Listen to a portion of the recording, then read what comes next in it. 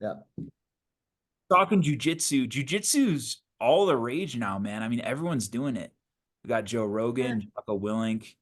Everyone's eh. if you want to be a It's real no actor, pickleball. It's no pickleball. You want to talk rages? that's yeah, bro. I would say it's split half and half because you see Tom I agree. Hardy, I agree. I'm bro. completely Tom Hardy. Who are some others? Tanner There's like, Zalgarino. huh? Tanner Zalgarino. Right.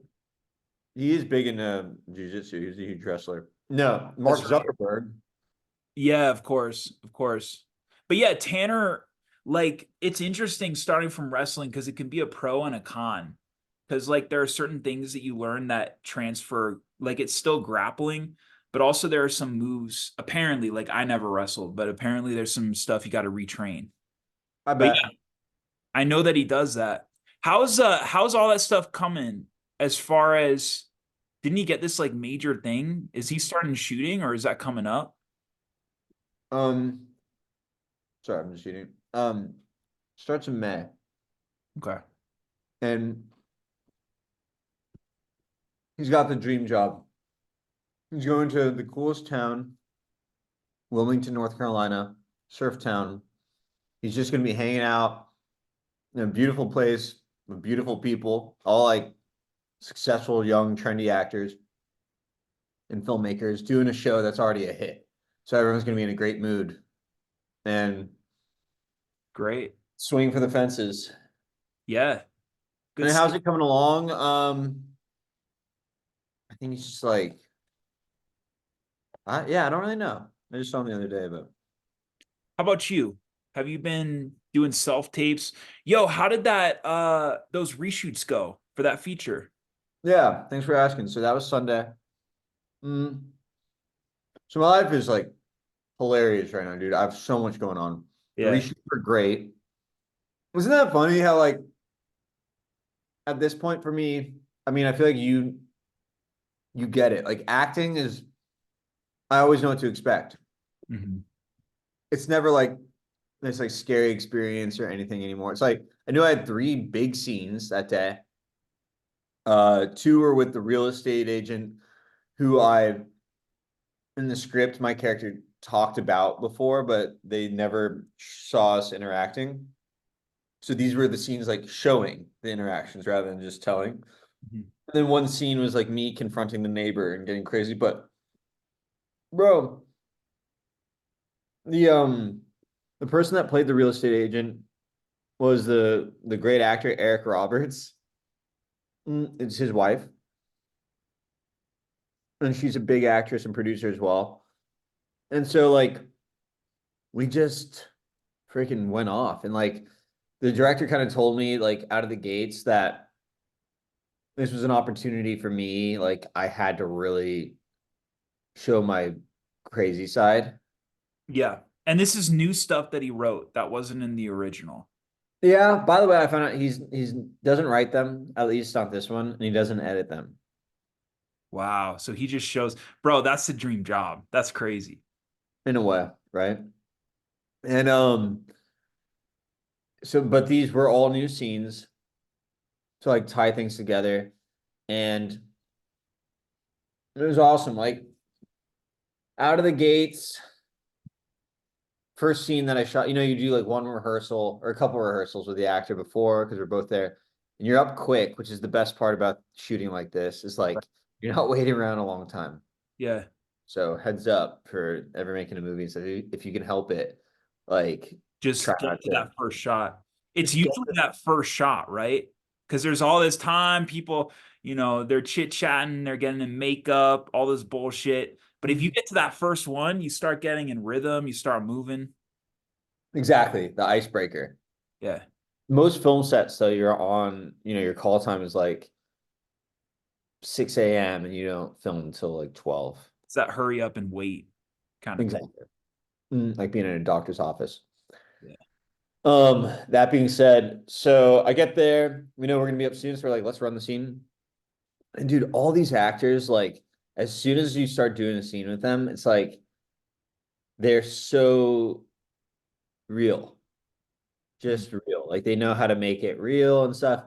And so it's a good experiment for me in a sense, because like my scenes are so highly charged and so like extreme, but then they also, it's like, how do you bring that extreme freakiness to life in a way that's not forced, Right. too preordained? And I was just telling my mom about this. It's like the first time you do a rehearsal with a new scene partner in this sense, and you're about to shoot it, so it better be good. The pressure's on. Um, you start performing, you start doing it, and I feel like the other actor, especially she's working with me for the first time. I'm kind of on the younger side for an actor, maybe. And for me to like have my lines memorized, I have these big moments, and I'm bringing them in a real way that's like really organically bouncing off of what she's doing and stuff in the moment. It's like we're both kind of pinching ourselves and it's going off. And it was like great at first. And you're not phased by the other actors walking in and out of the room and everything else that's happening, because that's a big part of it. You might be good at acting it in your room at Yeah, home. something catches your attention and you get thrown off. Oh, But being bro, in like when that you're on a film flow, set, right? What? there's nothing like being in that flow with another actor where you guys are just bouncing off each other. For sure. And that's what that was. You think I tend to at this point, I almost the flow is sick, but I don't like to like worry about, oh, you have to be in the flow because Because you got to uh make it work regardless. what's that? You got to make it work Got to regardless. make it work regardless. And that's all about like it just has to play as real or good or funny or scary. And no one really gives a shit what you're feeling. That's the beauty. I think that's a liberating thing to start with. Yeah.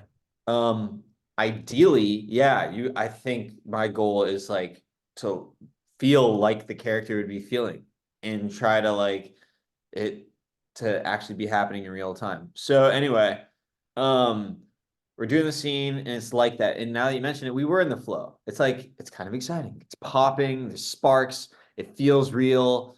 We're both surprised and everything. And like yeah, she might fumble a line. I think she might have fumbled, but then you take it back and like just keep going. And the point is, we're kind of finding the moments and really working it in. And that a long time ago, someone told me, and there's something to it. They're like, if you're just on the offense with acting and feeling like creative and like, hey, getting light bulb moments and going with an impulse and stuff, that's like so much of the battle. And I agree. Like when you're not just beating yourself up in your head, and we were like light years ahead of that, which is great. And then we go and do our first takes, and he does a close up on her first. I'm off camera, and out of the gates, like you just got to be good and pressure's on. But I always try to tell myself like really try to think what the character would be thinking, like why am I going into this room at this time? Like rather than being hung up on the lines, because I am going over the lines a bunch right before the scene. But rather than that, I like try to really put in context the situation, like summarize it in like one sentence for myself, like really understand the meaning, the log line of this scene, and then go in and try to like do an impression of that feeling, kind of. Yeah. I think that's a great place to start. Yeah, for sure. There's something about that situation though that it's amazing you're not phased by it because you've been doing it for long enough where it's kind of old. It sounds like it's old hat. You kind of know what to expect. You're like, yeah, I'm gonna knock it out of the park every time. Like that's kind of the vibe, which is great. That's a place you want to be. But that type of situation where you got like 1 day of reshoots and you've got like 3 gigantic moments and it's all these lines, Yeah. that's crazy amount of pressure. But you're I not also thinking about any of that. No, and it's what maybe I just don't care that much anymore. And someone on set who's like, I feel like crew people, you included, are always like the funniest people ever. Like they work with each other for so long, they all know each other so well, so they're always cracking jokes and like, they're all tickle pink that they're not the ones that are on camera and stuff. Yeah, bro. They're 100, it's so liberated. nice. It's They're just such a like great they're spot. like thank God we're not the ones like on that spot. And so there's this one guy in particular. He's the camera operator, and he's Right. really funny dude, very charismatic and stuff. And Yeah, as an actor, you're always kind of like, I feel like everyone else here, like they're all thinking about the story so much and how to make the whole story better. They could probably do my job just as well. And this guy, we were talking about acting afterwards, and he's just like, yeah, I did one drama class like in high school and stuff. And I just when it came to getting up in front of people and like performing something, I couldn't do it. I realized like it's not for me. It's just not chill. I get so freaked out and stuff. And it was a nice little pat on the back for myself. I was just Yeah, like, oh yeah, it is kind of cool that, especially coming from where I came from, where I was like super psyched out of acting, didn't know what I was doing at a certain right. point. And it's like now, yeah, those big moments I go in and I kind of like I told you, I try to always hide behind like, okay, the character's not thinking about lines. Try to think what the character would be thinking, Mhm. ideally. And don't know what you're gonna say next. I really try to focus on the things I can control that I know are some good North Stars. And I'm really fortunate to have them at this point. Mhm. Even when the camera's right up in my face, like I'm not thinking about the freaking camera. I'm trying to like think about the stuff that's happening in that circumstance. And we talk about it all the time, but it's another thing to really try to do it and not know what you're gonna say next. And so then there's a close up, right?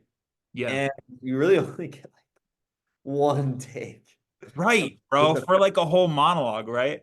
Oh yeah. And granted, like, well, actually harder in some ways is the back and forth to me than a monologue. Like it's really got to seem real and natural and like Yeah. you're coming up with it for the first time.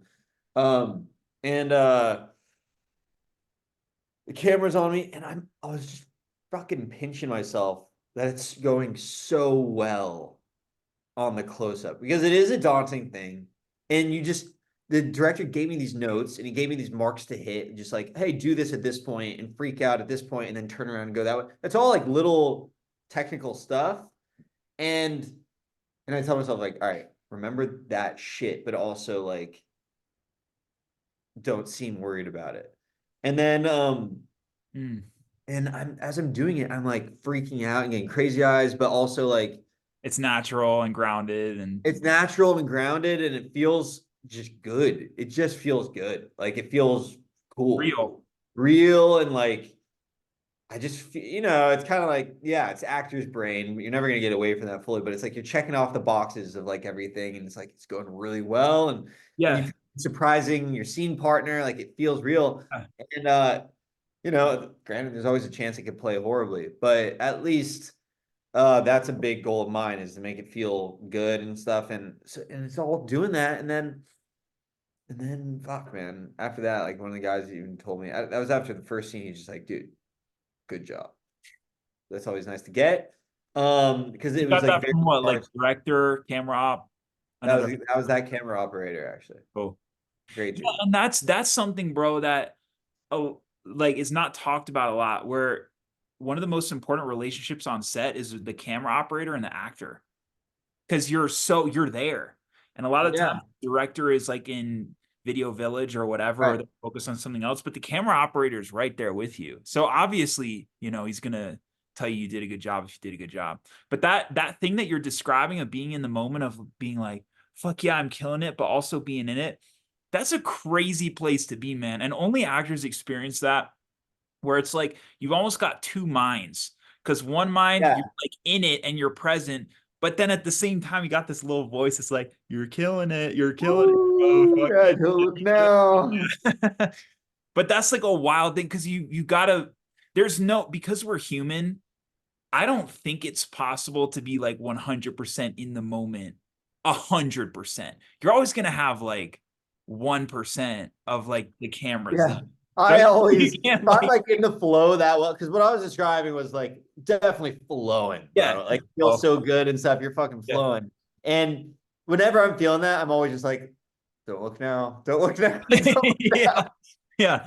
It's like both those voices are kind of like competing. Reading They- for You know, they sure. can, they can work together. That's dope, man. That's really cool. But I think something that pulls me to the good side though is A, I don't demonize the actor brain. And then B, I also tell myself like keep trying to think what the character would be thinking. Right. Like focus on the other person. Like don't get caught acting. Like don't get caught like you really have to see like what would the character be doing. So I mean in the middle of it, it's a very liberating thing because when you're a very new actor and stuff, you're stiff because you're not sure you're I allowed want- to do anything. What? No, go ahead. You're not sure you're allowed to do anything. You're like, you don't want to mess anything up. And then I think the next step is, and I probably went through this, I'm still going through it, is like you're so liberated that you could do shit because you can hide behind what would the character be doing in it, and it's up to you to write that like physicality and stuff. And the second thing is like you're almost too physical and you're like doing stuff and you're like moving everything. And like, the first step even on set, I like to break the space open and like feel it out and not get stuck and like do different arm gestures. It's up to you, especially when that close up comes of like, what do you think the character would be doing with physicality and everything? And, but then thirdly, you really just try to figure out what plays the best, what would be happening there, and, just like what story you're trying to tell. And all that stuff is great. And I actually don't have that much of a fear of coming across stiff anymore because there's much worse things than being stiff on camera. As long as you have like the thoughts behind things and Right. the story's being told, like at least you're not messing up the shot and stuff, which is even Yeah, if you're feeling it, if you're messing up the shot, it's shit. it's true. And you can incorporate whatever you're feeling in that moment as yourself. Like I know you like to stay away from feelings, but like if you're feeling a certain way, you can just be like, yeah, it's fine. It's like Tom Cruise on Rogue Nation, Mission Impossible. He was on top of this like roof at like 3 a.m. He was about to like scaffold down the roof and he was feeling really fucking tired. But he was like, just like my character was tired in that moment. And it's like incorporating all those things merging together.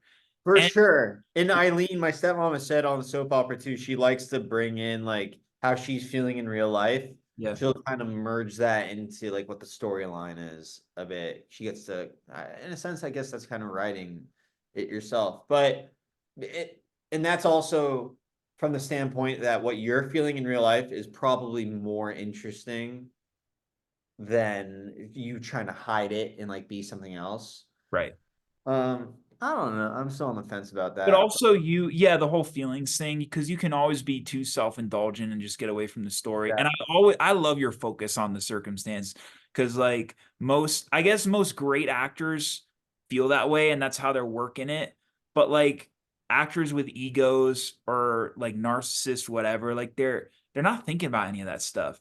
They just bring themselves out of it.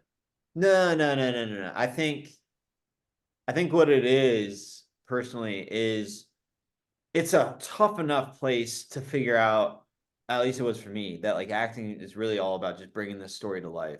Yeah. Like you're the puppet doing it. But then it is an advanced idea to be like, you already know the circumstance stuff. Eileen, my stepmom, she knows that she's bringing to life what these writers have put down and Right. the director wants to tell a story.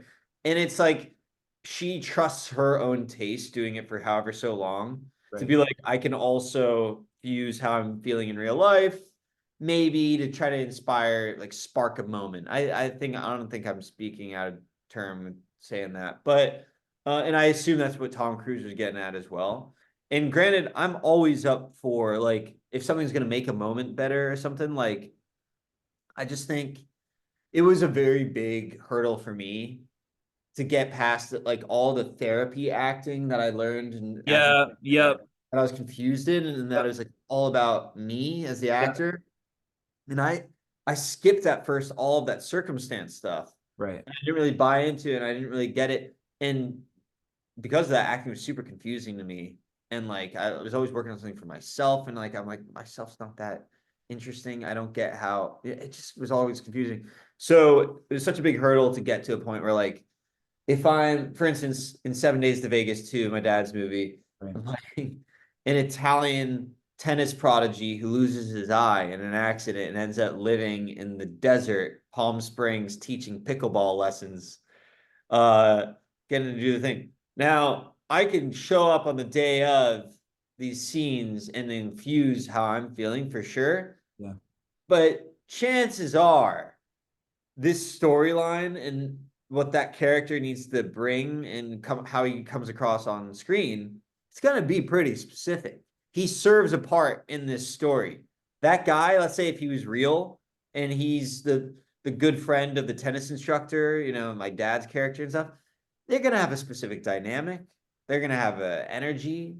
They're gonna have a wants and a vibe, and that could be the opposite of my dad and I. Probably isn't. Like even with the Italian stuff, you know, I think a lot of it's gonna be, you know, our sense of humor and everything. So, but and then on the, I mean, yeah, you know what I'm getting at. Yeah. The two things that I want to highlight that you've already mentioned, but for our audience who want to be actors, who are actors, the two things I'm getting from you that you anchor yourself in are one, the character's thoughts in the circumstance. And the second is your partner who you're talking to. Are you reacting off of them? And I feel like oscillating between those two anchors is a really helpful way to just get out of your head. Good point. Good point. Yeah, kind of like when in doubt, resort to those two things: the character's thoughts and centering it on the other person. Because think about what you do in real life too. And everyone does that. We know everyone does that. If you're having a conversation with someone else, you have to actually comprehend what they're saying. Yeah. No, like you have to like think about what they're saying. And just because you have the blueprint, the script in front of you, Right. don't use that as a crutch. You know, you actually have to be creating those moments in real time. And that's a, when I say that, and I used to hear that, that was kind of a intimidating concept to me because it sounded like a lot of like mental gymnastics. Right. But it's a little bit, that's just something to keep in mind as an actor, is like to try to do both of it, you know, like, yeah, try to have organic moments as if you didn't know what you were going to say next, and try to comprehend stuff in real time without knowing exactly what you're going to say next. And but Or then what in they're going to your say. mind, you're balancing it, you know. That's why, and honestly, it's a tall task. Like it's weird. Like you fake it to make it not look bad, but like Larry David, for example, only does improv because he's like, I can't, the whole like knowing your line, what you're going to say next, and being real, he's like, that's I not, didn't know that that's why he does it. Like yep. that's crazy. He's yeah, he's like, I don't, that shitty acting and stuff. He's more down to just Be in it, the respond. situation and be organic and have the bullet points and like let it actually unfold. Mhm. Mhm. Bro, I'm seeing a level of confidence from you when it comes to your acting and your process that I didn't see last year. And I think that's crazy because you had this whole like January 1st target on your back, and then here we are. And I felt a very similar thing with my writing, especially recently, because you look back on the stuff that you did before, or even how you felt about your process before, and you just see where you're at.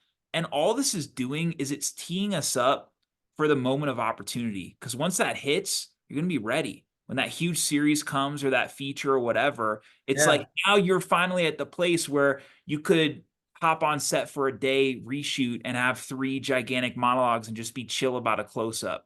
It's like yeah, that's the spot that you got to be in order to not fuck up that opportunity. 100%. How's this too? So now, all right, I've been dog sitting for my boss for like a week and a half at nights. I'm up all night with this dang dog. And then during the day, I started getting pickleball lessons at like the headquarters of pickleball in LA. Right. And bro, I'm teaching pickleball with the creator of Entourage, Doug Ellen. Yo, dude, that's crazy. He's giving me shit on the court today. Like it's so wild. That's It's that's wild, man. yeah, it really is. Like it's I don't know how the hell it happened. I mean I do. Such a funny, normal, just freaking New York guy. Like Bro, um fuck jujitsu. You're right I about know. pickleball stuff. I It's know. crazy. Dude, did we say jiu-jitsu was a big deal? I'm telling you, pickleball, it's wild, man. And I've gotten like 5 lessons this week already at the biggest place. Like it's not easy to get in there. And I'm finally getting the connections utilized. Like my dad is big in the pickleball scene. Hey, yeah. As hilarious as the thing as it is, like he wasn't that big in the tennis world anymore, but because of his tennis history, he in his poker stuff and Hollywood stuff, he's kind of a big fish in the pickleball world, and he's great at pickleball. Right. So these guys are kind of lining up, and because of his prowess, I got this teaching job at Santa Monica Pickleball Center. So I'm Yeah. having a few day jobs at the moment, but teaching is like it's so sick for me. Okay, so I gotta tell you. So first lesson I gave was a father and son, successful people. Mhm. The dad's in TV development. Um, then I just gave a lesson to an actress. She's big. And then also, bro, like so funny. I mean, I don't want to blow this up, but I'm in contacts now with like these huge people to play pickleball with. It's the weirdest backdoor approach of all time. It's all I got. And obviously, like at this point, they all know I act. They all know I have Valley mentality. I wear Valley mentality they're just like it like we know would happen. Yeah. When you have one success, it all starts to look pretty good. Yeah. The fact that I'm teaching pickleball there, it's like a big time place. Like a Right. lot of people want to get lessons there and they can't teach there. It's all like pros and stuff. And there's Yeah. big dogs coming in and out of it. It's the number one place. And it's small too. And so they look at me and they're like, wait, you're teaching here, which would be like some people's like full life. But Yeah. you're also an actor that was just in like a Lifetime movie, which gets the novelty factor for starters. And then you got this value mentality. They're just like, it's all sounding pretty good. Yeah, man. Bro, energy begets energy. And it's like you pushing this thing to the finish, you're going to get there. That's it, man. All these things, it's so weird how things like coalesce, you know? This is such a random thing. It's so random. But I did, you know what? I said the same thing about Tanner getting the big acting job. I was like, you know what? It's just good vibes for one. And Yeah. then uh this pickleball thing was something I set out probably at least a year ago, over a year ago. I wasn't even that into it yet. My dad's like, Duke, this pickleball is the trendiest thing there is right now. I have some connections in it. All these Hollywood people want to play, like big time business people and Hollywood people. It's going to be good for you. You should teach in it and you should get certified. And it took a long time. And I had to get like obsessed with it, which I did naturally. And then I Yeah. got certified. And now I'm like teaching at this huge place and meeting all these big people that are like cracking up about me. It's better than being a waiter. It is a hell of a lot better than being a waiter, or I think even like working at a film place too. Because in this sense, we're in an arena where we're equals and we develop a rapport That's as equals in a way. that's So it. you're bantering, you're having fun, and then it's like, oh, I want to do business with this guy. That's it. It's That's it. different from being at exactly what you're saying, like an assistant at Uh-huh. fucking production company, or even just like being at a party and meeting someone. You're never gonna be in on that level. But it is like a different, like you're serving a purpose, they're getting value Yep. from you, Yep. and like vice versa. And that's how it works. We're like, no one needs anything from each other on in pickleball. We're all just like Having fun. having fun, doing our thing. And I still don't need anything from them. But the point is like, Yeah. but the point is that like it's good company and something good's bound to happen. And it's just you being yourself. And It like that's is. what you want too. Because once you get to that place, like you only want to get to that place of success by being yourself the whole time. You And don't it's want to play up to people and be like, oh, this is so important. No, like let just it rest. you. I don't need them for anything. And that's something you got to be No. honest with yourself. You can't need anything from anyone. Yeah. And, which is just like something like you constantly have to like enforce for yourself, I think, to be a healthy human. I know myself. And then after that, my other rule is like socially, like just try to have fun with everyone and try Yeah. to help people and like, yeah. There's nothing more unattractive than that like desperation, like I need something kind of feel. And there's nothing more attractive than being a full person. And that's also the truth, bro. Like like people might feel like they need something in order to be complete. Like you and I are advanced enough to the point where we're like we know, like it's not a matter of like getting one thing. We're reaching for that one thing. Right, And once we get it, like finally, that'll finally fill that hole. right, void. No, no, no, It's no. all bullshit, bro. We know that. You got to be happy now. You got to decide to be happy now. Yeah. That's it. I even like David Sandberg, this horror director that I look up to, he talks about how he felt like a really shitty, like insecure person. And then he got these Hollywood features.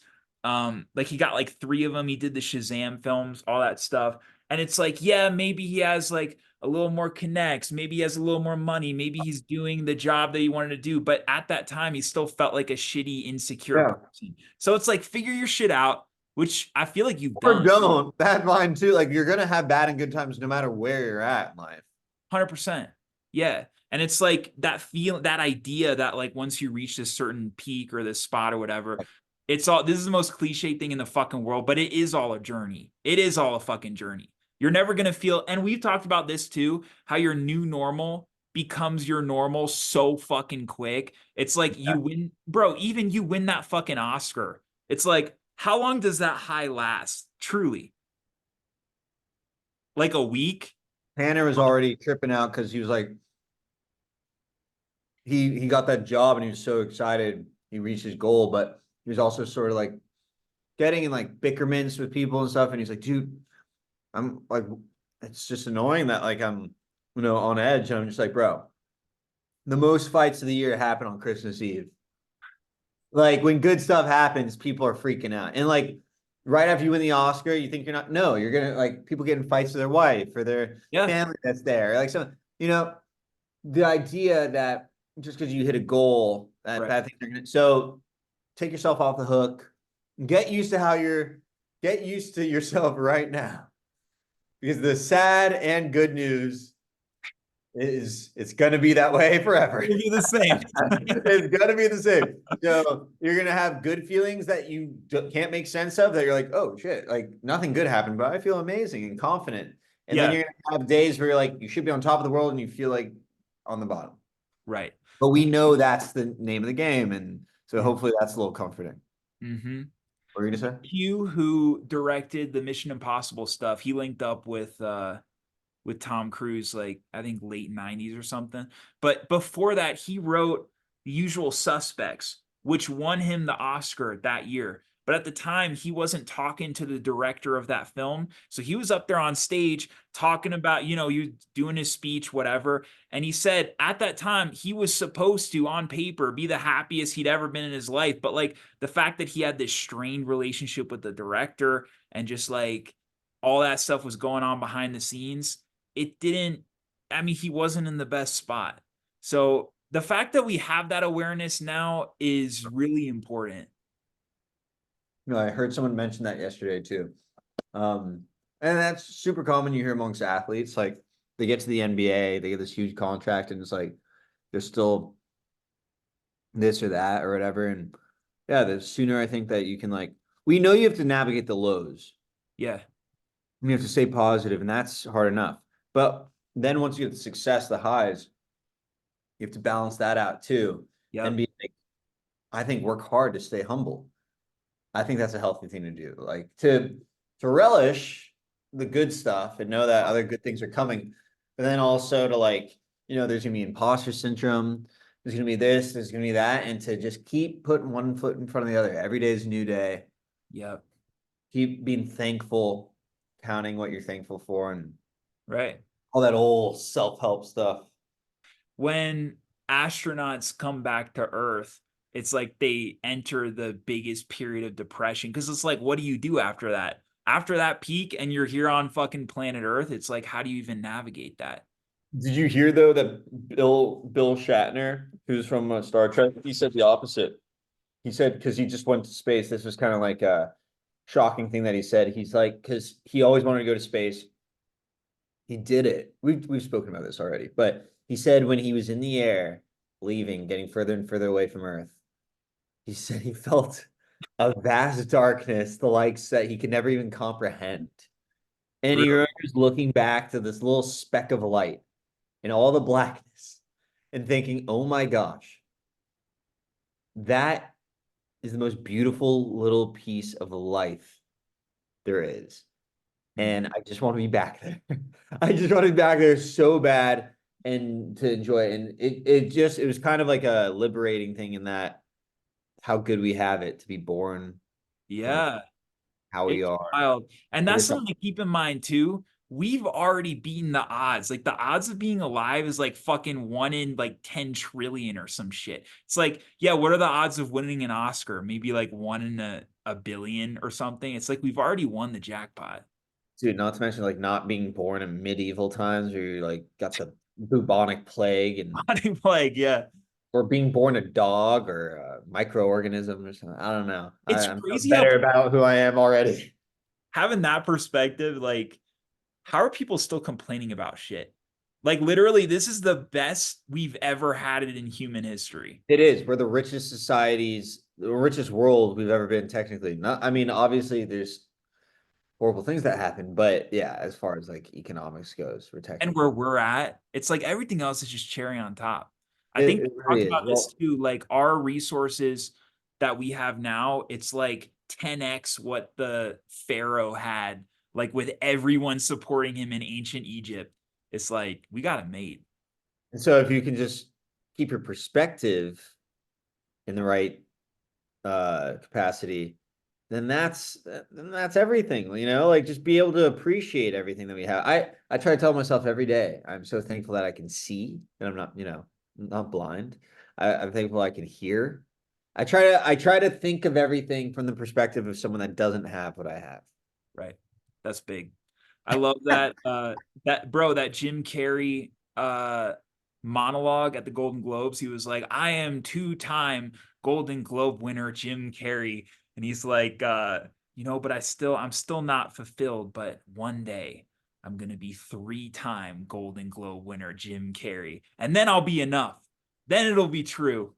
It's like, just know, bro, everything, you're a full person, you're a fully developed person. Like, everything's cool, everything's good. Bad shit's gonna happen, good shit's gonna happen. Just ride that wave. You know what I think once you know all that, the stuff that helps the in between too, like navigating even you're like, oh, this is what I got, and I still don't feel great. Laughter is medicine. Watch comedies. Like that's what makes you feel good. And then what else I got? Oh, knowing that, you know, some people get caught up, okay, we're all just dust in the wind anyway, right? But still, I think everyone has the right to happiness and self-esteem, and you deserve to pursue that because it's a great thing. Give That's me my give us a benchmark. rec for give us a rec for a comedy film that you love. Ooh, we talked about the Seth Rogen movies last time. Well, I was just laughing out loud. Well, I love nothing more than watching Impractical Jokers on TV. I'm a big cable TV proponent. Yeah. Throw on Impractical Jokers for a guaranteed laugh every time. I Good try to to watch it heard of the nightly. show. I've never seen it. Oh my gosh, that is Yeah, that good, laugh huh? there. Oh yeah, I mean, you heard what I just said. It's a guaranteed laugh every time. And so you turn on, it's on True TV. I think, like most things, the middle seasons are the best. Like, not the beginning, not the most recent ones. And dude, it's just hidden camera show and seeing real people's reactions are the best. I love American Dad as well. Classic. Family Guy spinoff. But I think it's even more clever. And I think, yeah, I anyway. just saw this movie, You People, with Jonah Hill on Netflix. I remember the trailer for that. Any Yeah, good? it's funny. Yeah, it's a good one. Well, bro, we're about to close out, but dude, just ride this wave too. Have fun with this shit. That's like, it's just wild, man. That all this shit is coalescing. It'll be crazy to see how it actualizes. Yeah. I appreciate it, man. Thanks. We didn't even get into your stuff this time, but we will Next next. week, bro. Top of next week. It's gonna happen. All right, brother.